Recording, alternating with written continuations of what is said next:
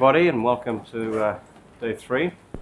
Our first speaker this morning is another Anton Enright. Computational analysis and prediction of microRNA targets. Hi everybody, and good morning. It's never fun to be the first speaker at 9 a.m., so let's just get started. So I'm going to talk about some of the work we've been doing in the lab on trying to predict the targets of small RNAs, in particular microRNAs, which are a type of genetic regulator that was discovered not too long ago, probably the last 6 to 8 years. And it's been quite an exciting field to work in because it hasn't been very much known, and everybody's been working both computationally, experimentally, to see if we can work out what these small molecules do and how they work. Can you hear me okay, by the way? Yeah, okay. So first I'm just going to give you a brief overview to microRNAs. I'm going to talk about some of the early work we did about 3 or 4 years ago on writing pure computational methods to try and predict the targets of microRNAs. Then I'll talk about the work we've been doing in the last 2 to 3 years, which has been on trying to combine computational approaches with experimental approaches to see if we can find a combined way that works better to predict microRNA targets. So I'll talk about a couple of experimental collaborations we've been involved with. We've been really lucky to have some very good collaborators generating primary data for us to work with in zebrafish embryos, in blood cells in mice, and also more recently with a collaborator at the Sanger Institute who works on deafness in mice. So getting started with microRNAs, so just to put this into context, I remember when I was doing my PhD, I was on the same campus I work on now. I was working at the EBI on the genome campus just south of Cambridge. And around 98, 99, there was a number of people talking about the imminent completion of the human genome. And the big conversation was about how many genes will the human genome actually have? How many protein coding genes will actually be annotated? So a number of people in Cold Spring Harbor got together and talked about this, and they came up with something called Gene Sweep, which is basically a betting syndicate for biological geeks to bet on the final outcome of the Human Genome Project. And if you look, here's a histogram of the distribution of bets that were made. So you can see some person here predicted about 150,000 genes. Somebody predicted about 29,000 genes. But you can see there's this general spread, and the mean was about 60,000 genes. I think when I was an undergrad, the conventional wisdom would be that there would be between 60 and 90,000 genes in the human genome. So you have to bet. If you bet in it in 2000, it was only $1. But if you bet in 2002, it was only 20. It went up to $20 as we got closer and closer. So you can see the actual answer was 21,000. So you can see nobody got anywhere near it. Actually, the nearest person was somebody called Lee Rowan. And this was a very, very surprising thing because everybody was expecting the human genome is complex. We think of ourselves as being complex organisms. So we must have lots of genes. That's the only way that makes sense. If you look at rice and some other plants, they have hundreds of thousands of genes. So why do we only have 21,000 genes? The other kind of common misnomer I seem to remember as an undergrad was people talking about junk DNA. So we have this big genome, but we only have 21,000 genes on it. So there was a lot of talk about a lot of our genome not coding for anything or not doing anything. So this junk DNA idea kind of took hold. It turns out now, looking at the actual gene count we get for protein coding genes, that actually there's a large proportion of our genome is actually transcribed. It appears to be doing something. It's not all making protein coding genes, but it's making transcripts. Now, not all of those transcripts will be used for something, but with recent work on small RNAs and other types of regulators, it's become clear that a lot of this transcription is actually coding for small RNAs, a lot of which we have no idea how they work or what they do just yet. So filling in this kind of gap, a lot of people have talked about non-coding RNA genes. Certainly the small protein coding gene count can be explained by we have a certain number of genes, but we use them in many different ways. So there's things like alternative splicing and post-translational modifications. But it seems like non-coding RNA genes can certainly account for quite a large number of genes. Certainly it may be as much as 10% of our gene count may be comprised of genes that don't code for protein. So a good friend of mine, Sam Griffith-Jones, who used to be at the Sanger, likes to talk about non-coding RNAs as being genomic dark matter, mostly because they're very hard. It's very hard to predict. It's very hard to see. So, biologists, we've been focusing on writing programs to predict protein coding genes because that's much, much easier. So if you go looking through the genome for something that might just be transcribed, it doesn't necessarily have to code for a protein, that gets much, much harder. So computational complexity has kind of limited our ability to predict small non-coding RNAs.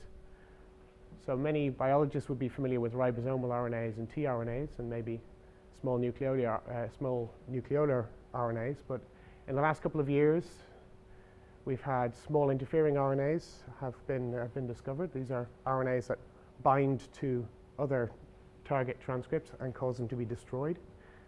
MicroRNAs, which I'm going to talk about today, and more recently piRNAs or Pee-wee associated RNAs, which have a particular role in silencing transposons in the germline, in sperm producing and egg producing cells.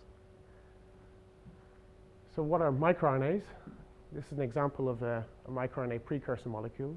So you can see it forms this hairpin loop structure. The actual mature microRNA, it's very hard for you to see, but it's this blue sequence here. It's about 22 nucleotides of RNA, and this is the functional product of the microRNA gene.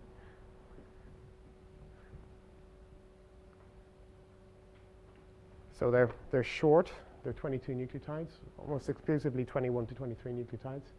They're spliced from these larger non-coding precursor structures. And we know now that they seem to be very specific regulators of genes. So the sequence of this molecule here can be complementary to its target molecule. It binds, and when it binds to a target mRNA, it stops that mRNA from producing a protein. Initially, there was 2 or 3 of these molecules discovered in worm, and they were dismissed quite early on as just being a strange aspect of biology in worms. It became pretty clear over the next couple of years that these things were not just present in worm. In fact, a lot of the early microRNAs they looked at were perfectly conserved between worms, flies, and humans. So we're talking about a 21 nucleotide molecule that's identical between worms and humans.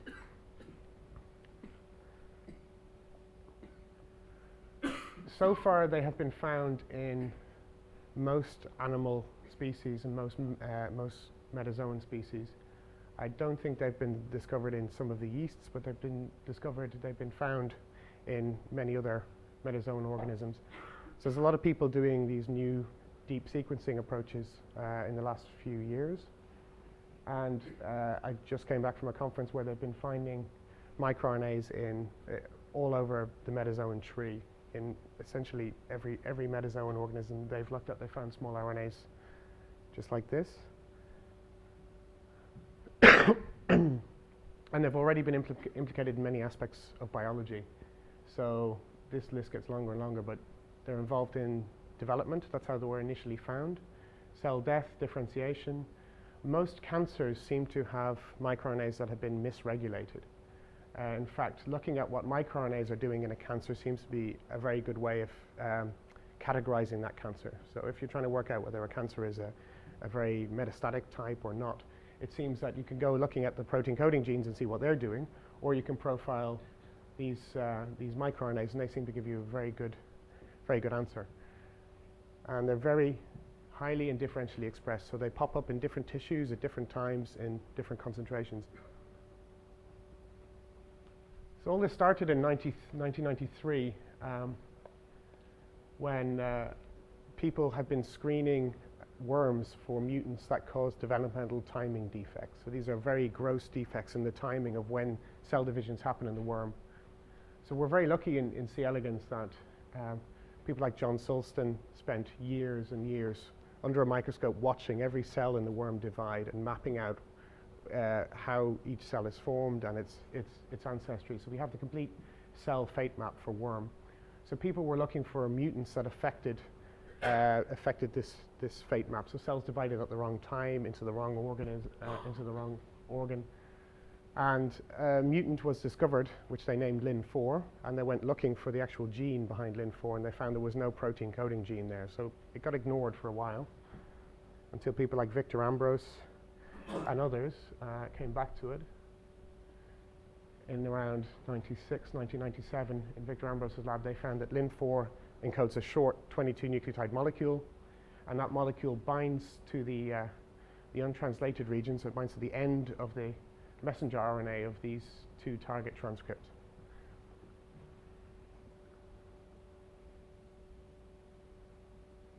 So in 2000, another microRNA, LET7, was found also in the worm, and they mapped its targets to a further 4 genes. And around 2000, this was the year it was found not to be just some strange thing that only happens in worms. People took the sequences of Lin4 and LET7 and they searched them across the genomes of flies, mice, humans, and they found identical copies of these molecules. It was in Tom Tuschl's lab in Rockefeller. And around this time, we began to work out the biochemical molecules behind behind microRNAs and its small interfering RNAs. So there's a range of enzymes that find double-stranded RNA, process them, and produce microRNAs. There's still a huge amount of work going to try and decode all of the pathways behind them. And since 2002, people have been going crazy, sequencing every organism they can think of, looking for small RNAs, in particular microRNAs. And this is where I kind of started in this field, 2002. People said, we have hundreds and hundreds of microRNAs have been sequenced, and we know 5 of their targets. So for 2 microRNAs, we have 5 targets. But overall, we have hundreds of microRNAs, and each microRNA may be regulating hundreds of target genes. So if there was ever a point for computational biology to come in and try and help out, this was probably it. So there was a number of people who jumped into the field at this point. So here's what we know about the biochemistry behind microRNAs at this point. Actually, this is a fairly old view, and we know a little bit more, but captures the essential. So this is the nucleus. We have the genome, and part of that genome is coding for a microRNA gene. So this is transcribed, but it doesn't produce a protein coding product, so it's never translated. So either it encodes for a single hairpin containing 1 microRNA or a cluster of microRNAs stuck together. So in this case, the microRNA is the red molecule here. There's an enzyme called DROSHA, which recognizes these hairpins in the nucleus and excises out the precursor hairpin together with another enzyme called DGCR8. This hairpin is then recognized by another molecule called exportin-5 and shuttled out of the nucleus. And this is where it hits the rest of the small RNA machinery in the cell. There's an enzyme called DICER, which we now know an awful lot more about over the last few years, and its role in the cell is to recognize double-stranded RNA. So initially, its role was thought to be some kind of primitive cellular immune system. So viruses frequently will inject double-stranded RNA into target cells, and DICER may have evolved from a primitive immune system that recognized foreign RNA and tried to destroy it. At this point, however, DICER seems to have adapted to also work with microRNAs. So it recognizes this precursor, and it splices off the loop. It unwinds it asymmetrically, so it chooses an end and it unwinds from that end. And in this case, the red molecule here, this is the mature microRNA, is selected and assembled into that protein complex. The blue molecule here is destroyed. So it's this asymmetry, whichever end DICER decides to unwind, chooses which of these molecules will become active and which one will be destroyed. There are some cases actually where both molecules seem to appear at about similar frequency. So a lot of this is unknown. It's assembled into the RISC complex, which is the RNA-induced silencing complex, and somehow that gets taken to the target mRNA transcripts, which would normally be translated and form proteins. And the binding of this microRNA, together with its protein, the proteins around it, causes repression of translation, so it stops proteins being produced from the target transcript. And you can see this binding is driven by complementarity, so this is driven by base pairing. So this is how microRNAs work. siRNAs, or small interfering RNAs, have a very similar mechanism. They're introduced into the cell either as foreign viral DNA or, as happens more recently, from biologists designing these molecules and injecting them indirectly. siRNAs tend to be perfectly complementary to their target, and the bottom of the story is if this is perfectly complementary, it will cause the target transcript to be destroyed. It'll be cleaved. So an enzyme called slicer and others will come in here and chop up the target transcript. For microRNAs, the effect doesn't seem to be so dramatic. It binds and it stops the target from being translated. But it should be noted that microRNAs can cause this effect as well. If they're perfectly complementary, they will also cause cleavage. And also, as has become more clear recently, a lot of people designing these siRNA molecules, they work extremely well targeting their primary target, but they may also have microRNA-like effects on indirect targets that were not intended. So here's what that binding site might look like. You have a target transcript would be running all the way along here, and this is the end of it, somewhere around here. This is the microRNA on top. So it's running backwards here, so 5' to 3'. You can see that the microRNA is binding by complementarity. So this G pairs with C, G with C, G with C. Actually, there is a GU pairing in there, which shouldn't be in there. It's a non-Watson-Crick base pair, wobble pair, but in general, this is driven by complementarity. And from a number of studies, including work in people like Phil Sharp's lab, they've set up constructs like this, and they've gone through and mutated at every single base in these binding sites to see which bases are the most important. And it seems that this 7 nucleotides, not so much the first one, but the next 6 or 7, appear to be the critical specificity determinants for this binding event. So if you have a mismatch in here, it will cause this effect not to work very well or not to work at all. The binding at this end seems to be less important, but this is a fairly characteristic binding site. We have good complementarity in this region, which people call the seed region. We have a bulge, and then we have a reasonable amount of complementarity at the other end. And this would be probably a pretty good binding site. This would cause a lot of repression. So that's all great. So we found this new type of molecule that appears to bind to other molecules and turn them off. But are they actually important? We have lots of strange stories in biology. But microRNAs just don't seem to go away. I think they crop up all over the place. And part of that's probably due to the fact that biologists haven't seen a new molecule in quite some time, and when a new one comes along, everybody jumps in. But so far, I mean, they've cropped up in development, development of neurons, lifespan, limb development, more work on neurons, hematopoiesis. So it seems to be, microRNAs seem to be heavily involved in how cells differentiate, how a pluripotent cell can decide what type of cell it's going to turn into. microRNAs seem to be important in stem cells as well. Also, it became obvious a couple of years ago that a lot of viruses have microRNAs. So what are they doing? It's actually not very clear just yet. So most RNA viruses like HIV will encode small RNAs like microRNAs. They end up in the host cell, but we're not sure whether the viral microRNAs are designed to knock down immunologically important target genes in the host. One theory is that viruses just produce small RNAs in great quantities to overload all of this biochemical machinery in the cell so that the host's own RNAs don't work very well. And as I said earlier, microRNAs seem to be very good at profiling cancers. So cancers will have dysregulated microRNAs. And we're only talking about 400 to 700 molecules in the human genome, but they do seem to be very important.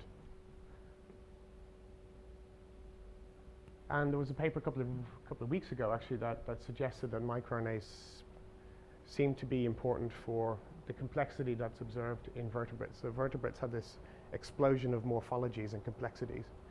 So it's a little bit early to say this for sure just yet, but microRNAs did seem to rapidly evolve just before that event.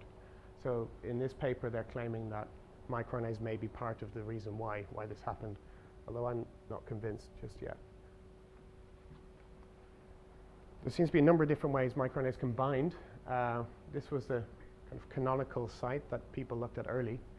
it seems like these days this seems to be the most common type of site. So the most important thing is this 7 nucleotide or 6 nucleotide complementarity. If you have that, it'll probably bind and it'll probably cause repression. There is a suggestion that you may be able to make up for a mismatch in this region by having good complementarity at the other end. There have been a few cases like this recorded, but it seems that 95% of the binding that happens is this middle type of site. So this is, if we're going to develop computational algorithms to try and find these cases, we're going to focus on sites like this. Okay, so I'm going to talk about a few of the methods we developed early on to try and find these kind of sites. So we developed an algorithm about 6 years ago called Miranda. It's quite a simple algorithm in many ways. It's essentially a dynamic programming alignment algorithm. So it's a bit like Smith-Waterman, Waterman-Eggett, these alignment algorithms which have been around for a while for looking at protein sequence matching. So essentially we set up a scoring matrix with a microRNA and a UTR, and we use dynamic programming to try and find the position in the UTR which would have the best complementarity to the microRNA using a scoring matrix.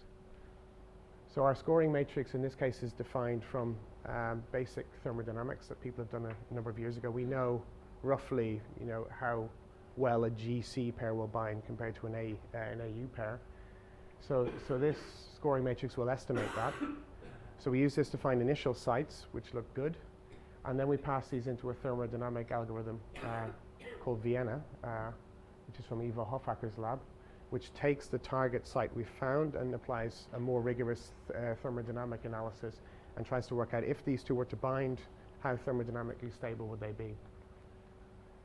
And we have some really nasty heuristics built in there. So we will reward complementarity at the 5' end of the microRNA. So remember I said the seed region was very important. So if we have perfect complementarity in the seed region, that will get a higher score than something that has perfect complementarity at the other end. So all this gives us back scores essentially. So we can say this microRNA has a binding site in this UTR with some score. But it was clear early on that if applying this to 400 microRNAs against 30,000 genes to find targets, you're going to find an awful lot of targets. Because working on 7 nucleotides, you're going to find potential matches all over the place. So we worked on a simple statistical model. We did a lot of this work with Mark Reimsmeier, who's in the University of Bielefeld. And it comes down to quite a simple method which works from the extreme value distribution. So we take a microRNA and we scan it against a set of UTRs, a control set of UTRs. It could be the whole genome, it could be randomly shuffled UTRs. And every score we get back, we try and normalize for length. So a longer microRNA or a longer UTR is more likely to have a higher score. So we borrow a result from Karl and Altschul statistics, which was developed for protein sequence matching in the 80s. So the score we get, we divide by the log of the search space, which is the length of the microRNA multiplied by the length of the target UTR.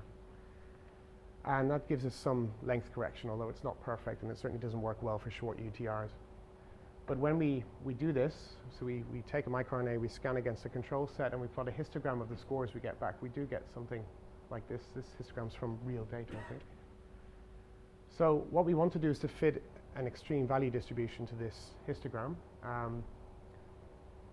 And the way we do that is if we take this histogram and transform it, we do this log minus log of the density of this, we get a plot that looks something like this. So the score runs along here, and this is the log minus log of the density.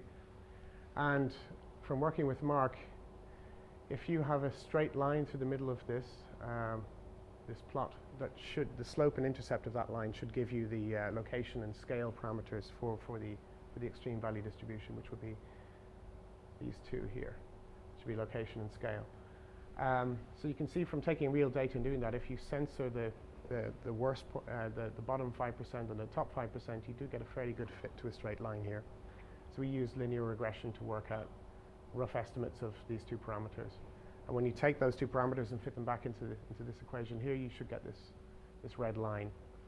So for each microRNA we will scan it against, in a genome of interest, against a control set of UTRs. We will estimate this, the extreme value distribution for that microRNA. And then when we go scanning for real, we say we get a score of 22, we can just find the area under this curve and work out the p-value. Okay, that works fairly well. I mean, the p-values we get back seem to make sense, but these are the p-values for an individual microRNA binding site. So we try and combine microRNA binding sites. So to work at the p-value of a microRNA regulating some transcript given a number of sites. And to do that, we're using Poisson statistics, which works if we assume that the p-values we get back are small. And that seems to work okay as well. But the problem we have then is, even doing both of these filters, we still get very high p-values. And a lot of other people have noticed this as well. So the final step we do is we look to see whether the binding sites we found appear to be conserved in other species.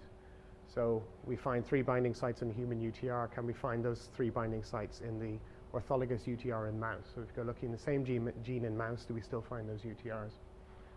So we have a number of very nasty ways to try and make those p-values work across species, but we still haven't found the perfect solution for this. So this is something we're actively interested in improving. I think the initial statistics we have are working better than having no statistics, but there's still quite a long way to go.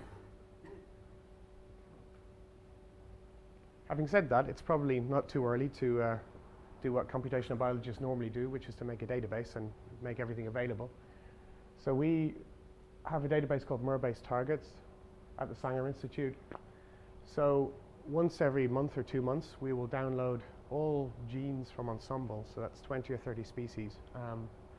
We will download all the microRNAs we can get from another database called the microRNA registry, and we will scan essentially everything against everything and do this statistical prediction of microRNA binding sites. So we have a pipeline set up to do that and to do alignments and look across species. And our goal here is, as statistics and methods come along and improve, we will feed them back into this approach. And hopefully in the next couple of years, there will be dramatic improvements in the predictions we're actually making. So if you're interested in this, it's at microRNA.sanger, ACUK. Okay, I don't have any examples. So what other methods are out there? It's not just us, obviously. Our method works okay. There's a number of very good methods around these days. There's a method called target scan from MIT, which is quite simple, but actually very, very effective.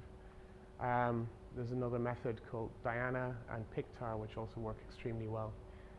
So if somebody's interested in microRNA target prediction, I always encourage them to try and use a number of the different approaches. Some of them overlap because they're the methods are quite similar in the way they're based. For instance, our method works primarily on finding complementarity and then scoring it, whereas other methods work by trying to find thermodynamically useful sites first and then scoring those. More recently, there's been a number of people have been trying to use support vector machines and other approaches to try and get a better handle on this. And to my mind, I think support vector machines might be a good way to go forward with this, because we're beginning to build large amounts of data sets. A number of years ago, somebody took 3 of the main methods and compared them. They had a database of known validated microRNA binding sites. We have a set of 200 things we know should be predicted. So we'll give each of these methods a whole genome to scan. We'll give them this set of targets, and we'll see how many of the known targets each method will recover. So you can see these are the 3 methods here in blue. I think our method is this one here. So we're getting about 75%. The other 2 methods are getting slightly less than that. Our problem is we're over-predicting probably a huge amount, because we're picking up almost 20,000 predictions overall, whereas these methods are more like 13,000, 14,000 predictions. More recently, our approach has improved. We're getting less over-predictions. We've moved closer to these other methods, but you can see the methods are working in roughly the same range. I don't think a method has come along yet which has performed much better than any of these methods. So the bottom line with all of the pure computational methods is that they work okay. In the absence of anything else, they're quite useful to use, but it's clear that all of these methods over-predict tremendously. And I think this is simply due to the fact that the genome is large. We have 20 or 30,000 genes. microRNAs are small, and the specificity site is only 7 nucleotides. So finding target sites is not difficult. By chance, you can find target sites absolutely everywhere.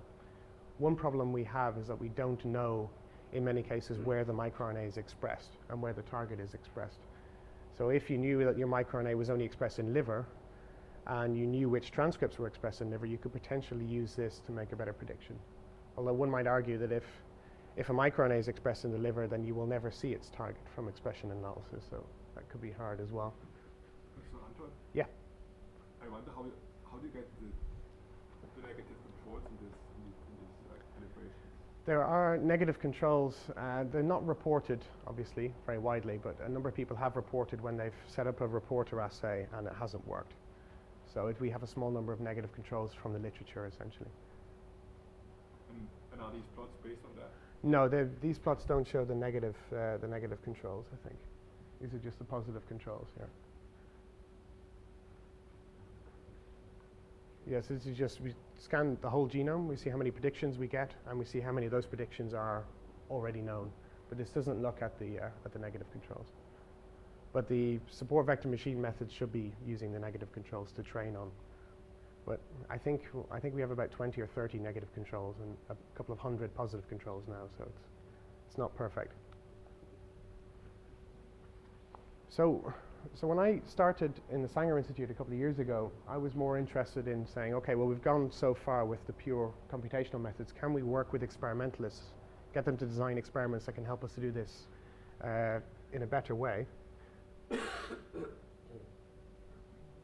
Oops. So the initial idea from this came from an experiment in the States by Lee Lim, who works in Rosetta. So he set up a really simple experiment where he just took cell lines, he just took HeLa cells, which are immortal cell line, and he just injected microRNAs into them just to see what would happen. So it's kind of brute force, let's see what happens experiment. So he injected a microRNA into a HeLa cell, and then he profiles all of the genes in the HeLa cell to see what happens. So when he did this, he observed this again and again for different microRNAs. You get many genes which don't change. They'll float around this 0. And you'll get a bunch of genes which go down and a small number of genes which go up. And he found that if you look at the genes which went down, so the genes, you inject a microRNA and a lot of genes, their expression levels fall, he found that these were heavily enriched in 7 nucleotide matches to the microRNA he'd injected. So injecting a microRNA has a strong effect on the target in a cell line at least, and it's a direct effect, and it's based on these 7 nucleotide sites. So this was the first evidence that said that, well, microRNAs don't just cause the mRNA to stop making protein, they also cause the mRNA level to drop as well. So working with our collaborators, we decided to try an experiment, something like this. So if a biologist is interested in microRNAs in their tissue or cell of interest, or they have a wild type cell and a mutant cell, can we use this to better predict targets? So if you take a system, a wild type system, this could be a blood cell, an embryo, it could be anything, and you profile all of its mRNAs on a microarray to see what they're doing, and then you delete or knock down or overexpress a microRNA in the same cell line, so you perturb a microRNA in the system and then you profile that. And if we were to knock down a microRNA, say we inject an antisense molecule that will bind to it and stop it from working, then you would look for genes whose transcript levels have gone up in the knockout. So you perturb the microRNA here. So transcript A, you see no change. You get the level of expression is the same both here and here, but if you look at transcript B, you can see that the expression of this transcript has gone up in the knockout. So potentially transcript B's expression level is affected by the microRNA that's been knocked out.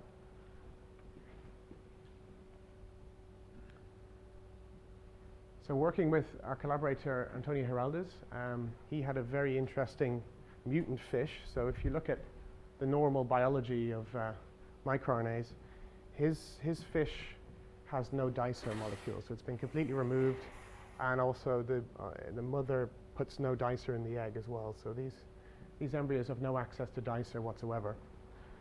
So here's what happens in these fish. So they have genes that produce precursor microRNAs. They're exported from the nucleus, and then they have to just stop. They're not going to be processed or go anywhere else. It may be that there's a few low specificity enzymes that may still work on this, but for the most part it seems that if you knock out DICE, the microRNAs are no longer functional. So this effect here should not be happening in these MZ dicer fish. So what actually happens to the fish? Well, surprisingly, I mean, they grow for quite some time. Here's what a normal fish develops like over 72 hours. So you see the early embryo, morphogenesis, organogenesis all begins fine. If you look at the mutant embryo, you can see that the organs begin to form. I mean, the fish does begin to develop, but internally, if you look in the eyes and the brain, so the organs know, yeah, I'm going to start forming a brain, but then internally the organs are completely screwed up. So these fish are dead at about 72 hours, 30 hours. So microRNAs are not required for a fish embryo to develop. I think they are required in mice and other systems, but certainly in fish they can develop to a certain level without microRNAs. But it's clear that after about 4 hours that these fish start to go badly wrong. Actually, you can rescue these fish if you inject a single microRNA into them at about 2 hours. You inject a microRNA called MER430 back in and you can rescue it a little bit. So MER430 is a microRNA that's turned on after about 2 hours of development, and it seems to be very important for this initial development in fish. So the goal of this experiment was to inject this microRNA back into the fish at this stage. Oops. And then to measure expression of all of the transcripts in the fish on a microarray. So we can compare a wild type developing fish with an MZ dicer fish and see if we can find targets based on this. So the microRNA we were working with MER430, its perfect match in a UTR would be this sequence, GCACUU. So this is perfectly complementary to the 5' end of the microRNA. So we know this experiment is working if we find an abundance of these GCACUU motifs in the genes which have changed. So we calculate the frequency of this motif in all of the genes.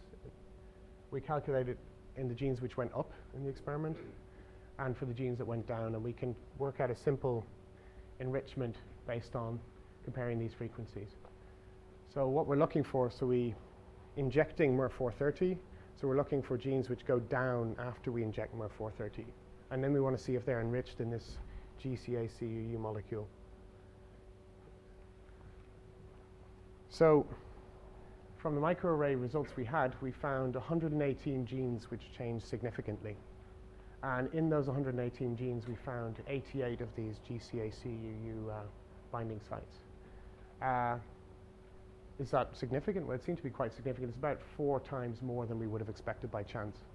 And if we look at the slightly better case of an 8 nucleotide perfect match, these would be the best view of real binding sites. We get almost a 10-fold enrichment. So this does seem to work quite well. So it seems that the genes which are changing are heavily enriched in this GCACUU motif, so they may be real microRNA binding sites. And there's a way to test those experimentally. So of those 88, I think we took anything that had at least 2 GCACUU sites or 1 of these 8 nucleotide sites. So 2 weak sites or 1 strong site we viewed as a good candidate. And there was about 70 of those. We didn't test them all, but Antonio set up a reporter construct. So this is a gene which expresses a fluorescent protein, and he sticks the UTR of the target we found at the end of it. And then in a controlled experiment, he adds the microRNA to see whether he can reduce fluorescence of the GFP reporter. So using this, you can get an idea artificially whether a microRNA can bind and stop a gene from working. So for each of these green ones, these were the things we thought were good binding sites. These were randomly selected from our list.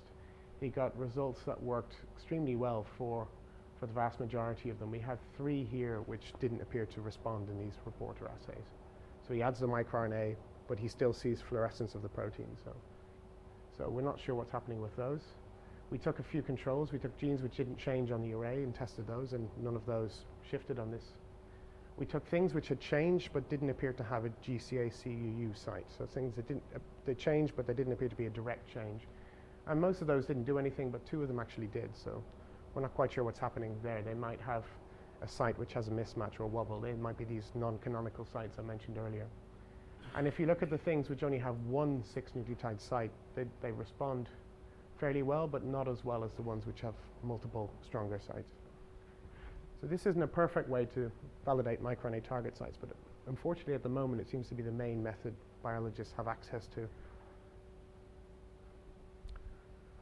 So we looked at the list of 70 genes which had changed and which appeared to have these target sites, and we thought, okay, these may be the real targets of MER430 in the early embryo. But if we looked at the list of those genes and what their functions were known to be, we couldn't see any patterns there, so it didn't seem to make any sense. It turns out that actually most of these genes are genes which are expressed maternally. So they're expressed into the egg from the maternal side, and then as the embryo develops, these genes are supposed to turn off, and the embryo produces its own mRNAs and its own genes. So the model we have, and I think it seems to be a reasonable model, it's been backed up by a few other papers since then, is that in the normal situation, you have maternal genes which are expressed. These are the genes which are seeded into the egg from the mother, and then eventually the egg, the embryo produces its own genes. MER430 is turned on at almost exactly this switching point. In the absence of MER430, so as you might see in this MZ dicer mutant, this doesn't happen. So eventually these genes are switched off, but it takes quite a bit longer, and this is what seems to be causing the developmental defects. I'll move along quickly. Question?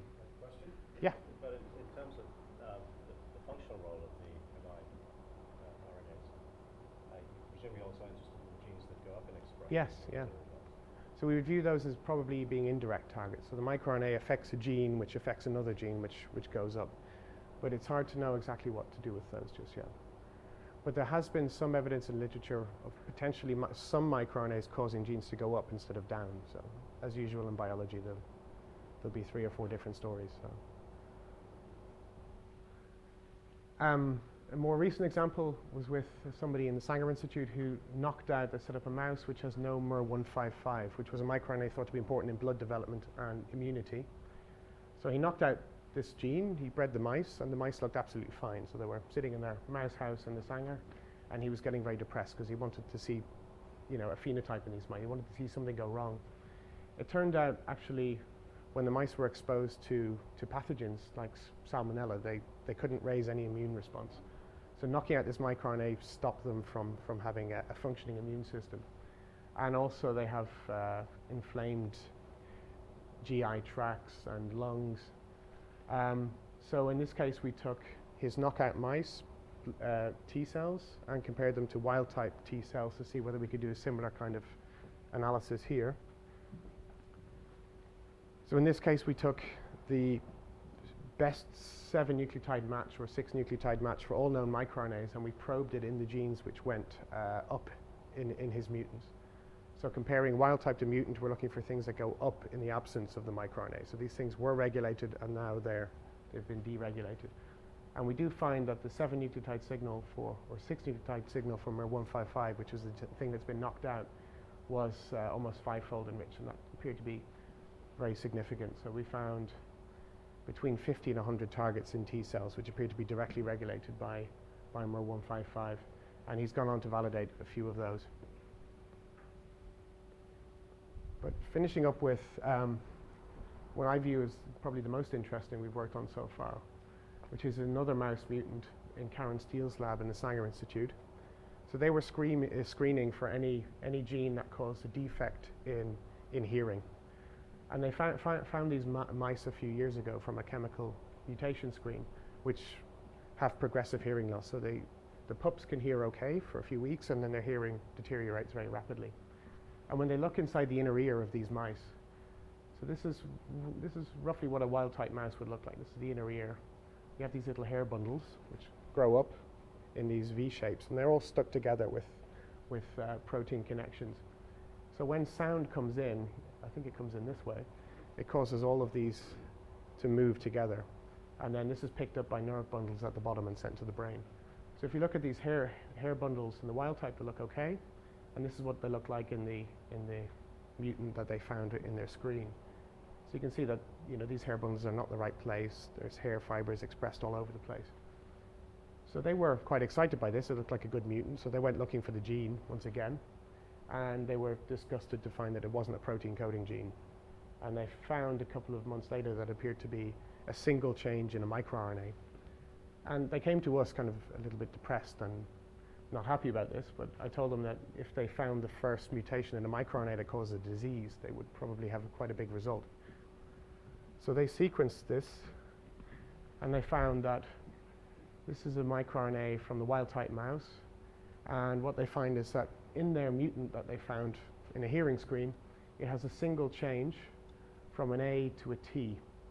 So adenosine changes to T in the mutant, and this is smack bang in the middle of this 7 nucleotide specificity region of a microRNA called MER96. So in the previous plots, we looked at some microarray data which said some genes went up, some genes went down. Can we find enrichment of the seed sequence of the microRNA that's been perturbed? So this time we decided to try and do this in a slightly more rigorous way. So we developed a new tool called Cylimer, which is, takes a set of genes which have changed in an experiment and looks to see whether there's a statistical enrichment or depletion of a microRNA binding site somewhere in that gene set. So if you imagine these are the genes which have changed in order. So these are the genes maybe which went up the most, and these are the ones that went up the least. And they're either white or black. So white ball means it doesn't have a seed match to a microRNA, and a black ball means it has a seed match to a microRNA. So what we do is we start going through this gene list, not quite gene by gene, but in this example it will be. So if we were to draw our line here, we found 2 genes which have no microRNA match. So they would be statistical probably depletion for that microRNA match. But as we move through the gene list, we should get a plot something like this. So in order to measure the enrichment or depletion, we use a hypergeometric statistic, which seems to be the statistics behind drawing black and white balls from a bag full of balls. And if we do it this way, so going through our gene list piece by piece, we find that, okay, initially the first couple of genes don't seem to have an enrichment, but then we get a strong signal between here and here, which says that, okay, we have significant enrichment in this microRNA match at this point in the gene list. And this is quite useful for us because we tend to get a list of genes which have changed in an experiment, but we don't always know where to draw the line. So we took Karen's deaf mice, and we did this analysis across separately for her genes which went up and her genes which went down. So they've knocked out a microRNA, so we expect the genes to go up to be the original targets of that microRNA. And we've done this hypergeometric analysis, so this is a log p-value here, and then this is the first 1,200 genes. So these genes went up the most, and then we go down here, these genes are not going up so much. And we do this for every possible 7 nucleotides, every possible 7 nucleotide signal, or 6 nucleotide signal, I think in this case. And we find this yellow line jumps up very, very quickly. So very early on in the gene list, we're seeing enrichment for this GTG CCAA motif. And if we look in the genes which went down, so these would be, I guess, in the mutant, these would be acquired targets, because you've changed the base on the microRNA. So it was regulating a lot of genes. If you change a nucleotide, it's going to regulate a different set of genes. So the genes that went down, we find this signal here, GAG-CCAA, jumps up pretty quickly. It's not as strong as this one, but it's quite significant. And when you look at the microRNA that's been knocked out, its sequence is like this. So I would expect its best match to be GTG-CCAA, which is pretty much exactly what we get here. And in the mutant, the genes which went up, we find this GAG-CCAA, which is perfectly complementary to this seed. So it appears that this approach is quite good for saying that, okay, at this point in the gene list, most of the genes that are changing appear to be dominated by this wild-type signal being removed. And the first 500 genes or so here appear to be mainly from the mutant microRNA finding new targets. So they've gone on to test some of these, and most of them have worked quite well. So it appears we have some good candidates for how this microRNA is causing deafness. And this tool we're releasing, so this it's a very fast implementation in C. It'll take it works from 6 to 20 nucleotides. You tell it how long you want to search for, and it will do this hypergeometric scan or a binomial scan across the gene list and give you back these plots. It can also do Markov correction to correct for inherent biases in UTRs. And this used to take us hours to do in Perl and R before. So we've rewritten this thing completely in C, so we can do an entire gene list for all known 6 or 7-mers in a couple of seconds. So having this written in a fast implementation means we can now put a website together in the next couple of weeks, which we're calling Oversight, which will be a tool for biologists to put in their gene lists and see whether a microRNA or any 6 or 7 or 8 nucleotide signal appears to be mapping with that list. So I hope I've given you an overview of what we've been working on with microRNAs and microRNA binding sites. I hope you realize that this field is very new and there's a long way to go still. What I'm really interested in is developing better methods for doing this. So these experiments we've been doing with collaborators to generate lists of targets using microarrays has been great. What I'd like to do is to feed the targets we're finding from these analyses back into computational approaches. So we're going to spend quite some time in the lab working on turning these into positive and negative controls for machine learning algorithms like support vector machines. And I'd be interested to hear if anybody has any better ideas, because this is, we have a lot of data now, but we're just not quite sure what to do with it. We're also interested in some new features of microRNA binding which have recently cropped up in a number of publications. It seems that binding sites work better if their context in the 3' UTR is open. So UTRs are folded up, they have a secondary structure. So it's easier for a microRNA to bind to something like this than it is to bind to something like this, because here it has to unwind this stretch before it can bind here. So a target site can be open or closed depending on the secondary structure. And a number of labs have worked on plotting this accessibility across the UTR and showing that microRNA binding sites do tend to be in accessible regions. There's another one, so there's accessibility. You can see the microRNA binding sites do appear to be in these accessible regions, at least for a small number of targets. And a number of other labs have shown that the position in the UTR, the ends of the UTR may be better places to bind than the middle of the UTR. And that may be related to the previous result. But so what we're hoping to do over the next year or so is to take all of the data we have from these collaborative experiments with microarrays and with our computational approaches, and to build very large, rich feature sets, and then to try and mine those using things like support vector machines. So we have things like, some microRNA targets a gene. These are the type of matches it has. This is a score from something like Miranda, energy, position, accessibility, length of the UTR, conservation. We're going to try and, I think we have about 2,000 or 3,000 positive controls now. Our problem will be negative controls, because we only have a couple of hundred negative controls. But we're hoping to get something working out of this in the next year or so. I think there's a number of other labs hoping to do that as well. So with that, I'm going to finish up. I'd just like to thank everybody in my team, especially Stein and Kai, who've done a lot of the work on associating microRNA targets with gene expression data. Also Sam, who we work very closely with, who maintains the Merbase resource of microRNAs, and all of our collaborators in the Sanger, in Yale, and in Veblen Institute. So I'm very happy to take any questions, and thanks a lot.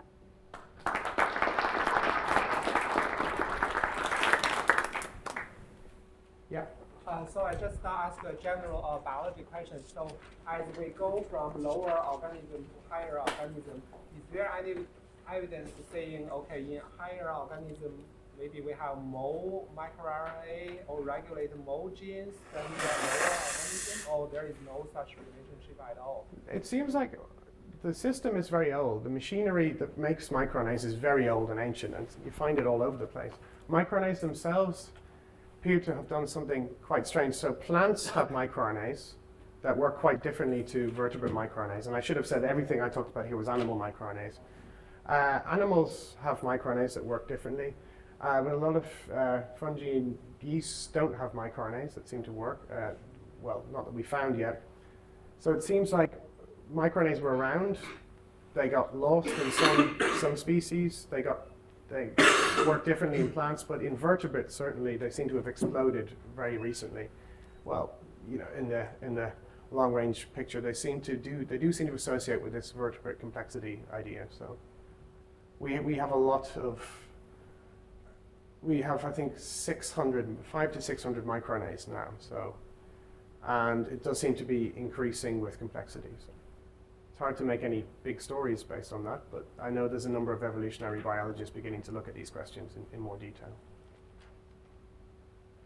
Yeah. I think, in a way, answered this earlier, but there's no clear relation to function or, let's say, Go annotation and things like that of the genes and being targets of microRNA? So from previous work I've done in bioinformatics, that's normally a really good approach and it works quite well. We've tried this in a number of different cases. And microRNA targets don't seem to work quite the same way. I think what biologists are used to pathways doing something, whereas my microRNA seems to be able to regulate. I think the way to think about it, it's turning things off that shouldn't be on. If you look at the genes that should be on, they'll have a clear pattern in Go terms. But if you look at the genes that shouldn't be on, they don't seem to have a clear pattern. So I think that's probably where it's coming from. Interestingly, if you look at the genes which go the opposite way, frequently you'll find interesting patterns in their Go terms. But there's another model that microRNAs are maybe their role is to stop leaky translation. So microRNAs evolve, and genes that should be on, stay away from evolving binding sites. And anything else which is regulated is just a gene which is not supposed to be expressed in that tissue. So they're mopping up transcripts which have snuck through other controls. So.